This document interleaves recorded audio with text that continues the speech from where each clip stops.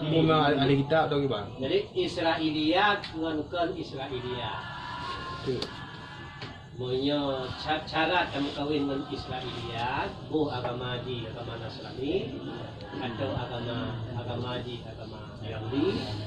Jadi agama Nasrani nya beriman dengan Injil. Agama Yahudi beriman dengan Taurat.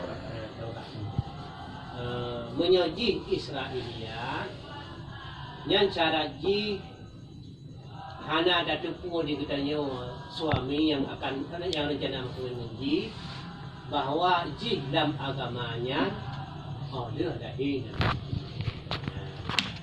Artinya hana buah ya teliti gede pajan monan pajan ulun si ji agamanya pajan nek ji agamanya. Jadi drama hana depu kan dia. Hana depu bahwa ji dalam agamanya, artinya nek ji dalam agamanya kayu kalam lahir Nabi Muhammad. Jadi bukan lahir ji bukan lahir ji ya. Yahnya pada agamanya. Ini agama Ria. Agama Ria sampai seluruh sedang tu ikut Nabi Muhammad. Nya hana tuah berita.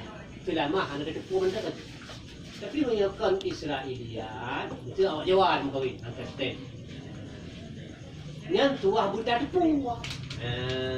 Tahu tak beda? Tuah buta depu bahwa diinaunya dalam agamanya tidak apa. Juga dalam lahir Nabi Muhammad. Tapi buta depu ada perintah. Jika kacau agamanya pada kata mau jauh, betul dia. Dia ini tak jauh, tidak mau jauh dia. Dari dia sampai ni kerja kelahiran pada 50 hari, 50 tahun. Jadi tua kemudian tuas beraktif dia. Ada kecilnya. Silsilah di dalam agamanya tuan ada menyebut Israiliyat apa ada dalam mana ada pun aja. Yang dana kau Israel.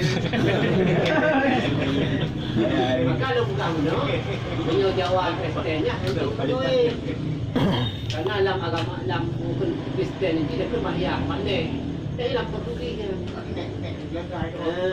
Belanda yang bah Portugis yang bah. Dia kait sama Islam ni pun nak boleh. Mana tu apa Islam?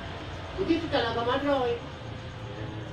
Lagi Yasir Arafat pendiri PLO kan. Yang pernah di Soha Tawil kan. Yahudi.